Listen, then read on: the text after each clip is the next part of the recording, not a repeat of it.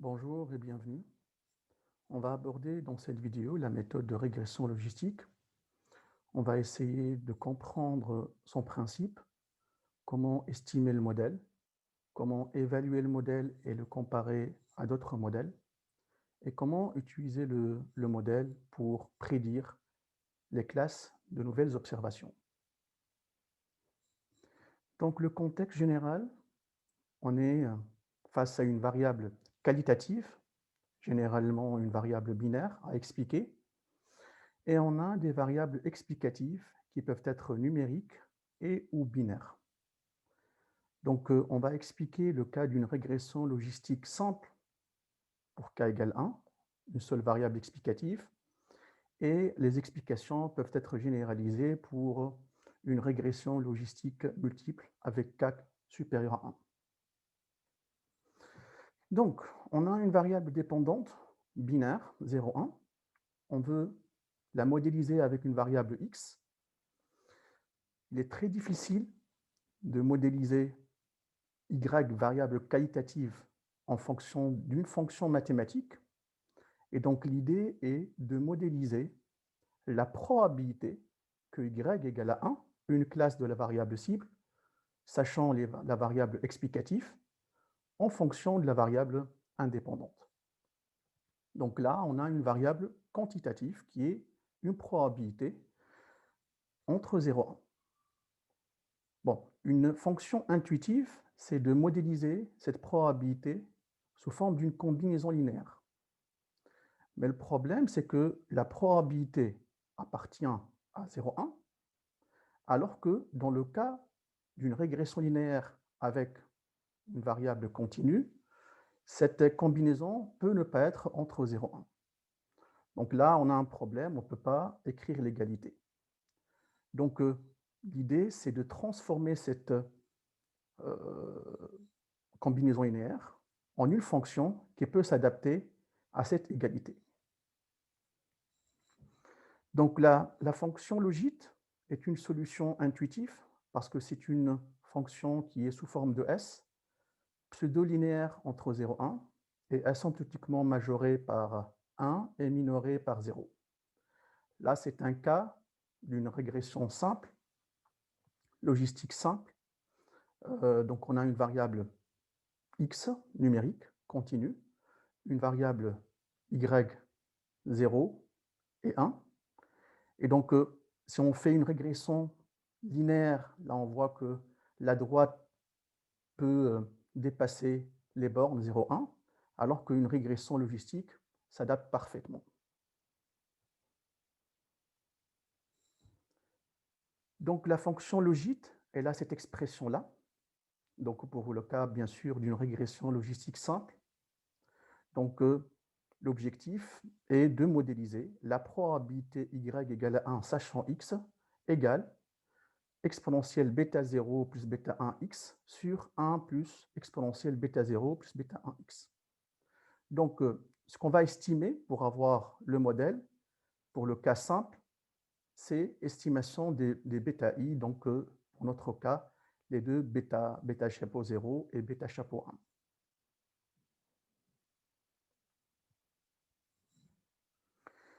Donc, pour notre échantillon d'apprentissage, on a des observations, n observations. Pour chaque observation, on a une valeur xi de grand X et yi de y. Donc, on veut estimer les bêta i tels que ces bêta i vont maximiser la probabilité de y égale yi, sachant x égale xi pour toutes mes observations. Pour cela, on a la maximisation de la vraisemblance comme une méthode d'estimation. Donc l'idée de cette méthode statistique, c'est de maximiser le produit de probabilité y égale à yi, sachant x égale à xi, pour i allant de 1 jusqu'à n. Donc en maximisant cette entité, on estime les bêta i qui maximisent la probabilité y égale à yi, sachant x égale à xi, pour i allant de 1 jusqu'à n. Donc, on remplace la probabilité par son expression. Là, on est dans le cas d'une distribution binomiale. Donc, on remplace l'expression Pxi, probabilité y égale à 1, sachant x. Cette expression 1 moins probabilité y égale à 1, sachant x, donc c'est la probabilité y égale à 0, sachant x. Donc, on a une expression de la vraisemblance qui dépend des deux paramètres à estimer.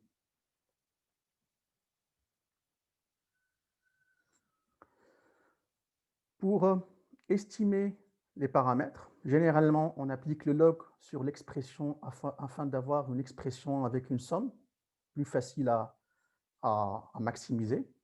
Et à la fin, on a cette expression à maximiser. On n'a pas de solution analytique. Et pour cela, on a abordé les méthodes numériques itératives et la méthode de Newton-Raphson est la méthode la plus utilisée pour estimer les bêta i de la fonction de la vraisemblance. Donc, notre modèle, les bêta chapeaux, sont les estimations via la méthode Newton-Raphson qui permettent de maximiser le log de la vraisemblance et donc la vraisemblance. Et donc, ces paramètres, bêta i chapeau estimés,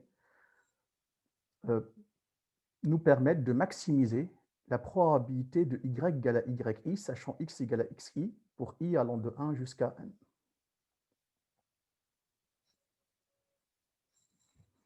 Après l'estimation du modèle, on essaie bien sûr d'évaluer la qualité des variables explicatives.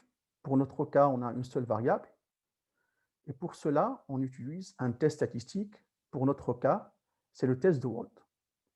Test de Holt, donc on a deux hypothèses, H0, bêta 1 égale 0, contre H1, bêta 1 différent de 0. Sous H0, cette statistique suit une loi de Ki2 de degré 1. Et donc, pour tester si la variable est significative ou pas, il suffit de regarder la statistique, la valeur empirique de Holt, et de la comparer à la valeur de Ki1 moins alpha de degré 1, ou tout simplement calculer la p-value, la p-valeur, probabilité H0 sachant H1. Si la p-value est inférieure au seuil de significativité, la variable elle est significative.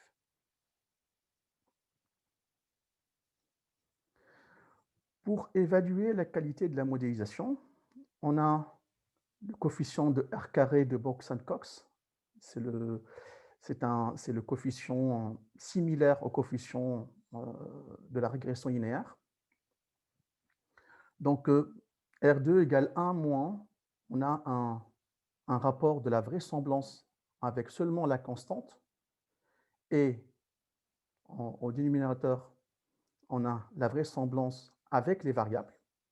Si notre modèle il est bon, donc la vraisemblance elle est maximale et le rapport donc, est minimal. Et donc 1 moins ce rapport-là va être proche de 1. Et donc, plus le modèle est performant, plus le R2 est proche de 1. Donc, c'est équivalent et similaire à la régression linéaire multiple. On a aussi le R carré ajusté, qui est similaire aussi au R carré ajusté de la régression linéaire, et qui est robuste à l'ajout de nouvelles variables.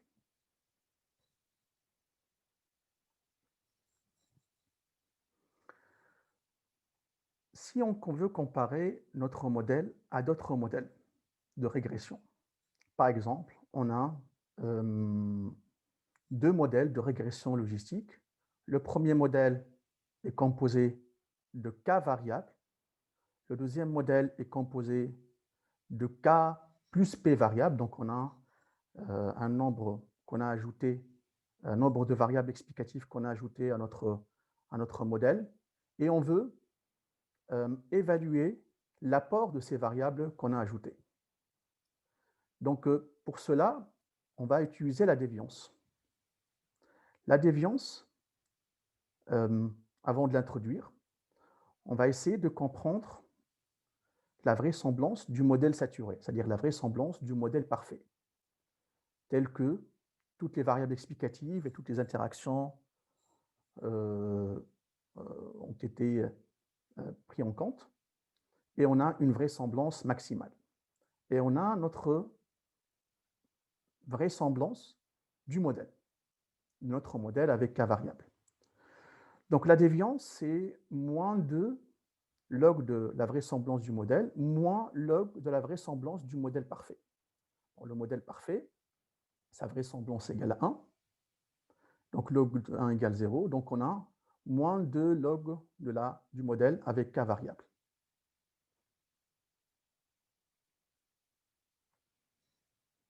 Ainsi, pour maximiser la vraisemblance, on doit minimiser la déviance.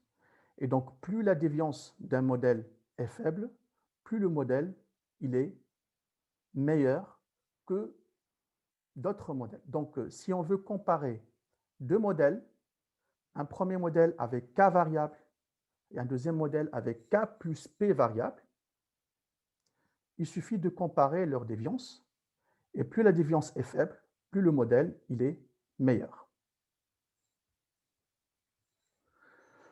On a un autre critère qui est le AIC, qui dépend de la déviance, mais on ajoute un terme de K. Et là, l'intérêt de l'ajout de ce terme de K, c'est qu'on va pénaliser les modèles qui ont un nombre de variables important. Donc, le AIC nous permet de trouver un compromis entre un modèle performant avec minimum de variables. Donc, si on veut comparer différents modèles, on choisit le modèle avec K variables tel que son AIC est le plus faible. Un exemple, on prend une régression logistique simple telle que on va essayer de modéliser la maladie chronique du cœur, malade 1, 0, non malade, en fonction de la variable âge. Donc, la sortie de la régression logistique est la suivante. Donc, on a l'âge, son bêta I, la statistique de Walt, la p-value, elle est inférieure à 0,05, seuil par défaut. Donc, la variable, elle est significative. Le R2 égale 0,25 et R2 ajusté 0,34. Le modèle n'est pas bon. On ne peut rien dire par rapport à la déviance. Donc, ce qu'on peut dire, c'est que la variable âge est pertinente selon le test de Walt. Le R2 du modèle égale 0,25 et indique que seulement 25% de la variation dans la probabilité pour un patient d'être malade pourrait être expliquée par la variable âge, qui est une valeur faible. Le R2, c'est 0,34. Donc, c'est clair que la variable âge contribue à expliquer 34% de la variation de la probabilité. Et donc, la variable âge est une variable nécessaire, mais n'est pas suffisante pour bien expliquer la variable cible maladie chronique du cœur. Après l'estimation du modèle, on veut faire des prédictions pour de nouvelles observations. Donc, l'idée, c'est d'estimer la probabilité y égale à 1 sachant x pour nos observations et comparer ces probabilités par rapport à 0,5 parce que la probabilité y égale 0 égale 1 moins la probabilité y égale 1. Donc, si la probabilité y égale 1 supérieure au seuil 0,5, donc nécessairement, la probabilité y égale 0 va être inférieure. Donc, en comparant directement la probabilité y égale 1, sachant x par rapport au seuil 0,5, on peut prédire les classes.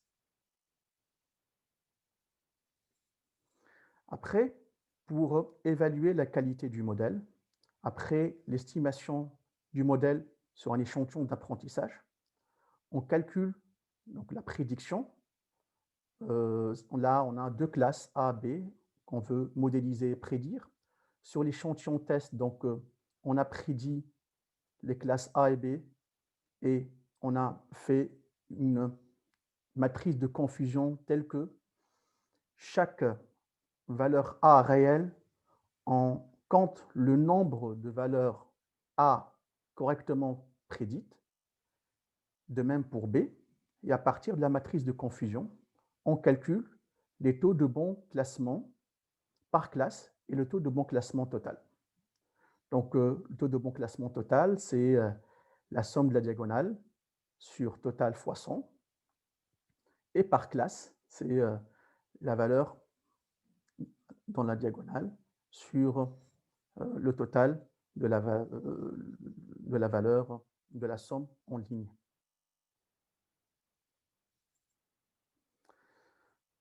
Un exemple, donc on va prendre par exemple la variable Y, entreprise faillite, non faillite. En fait, c'est un échantillon de 21 entreprises qui ont été suivies durant 2 années.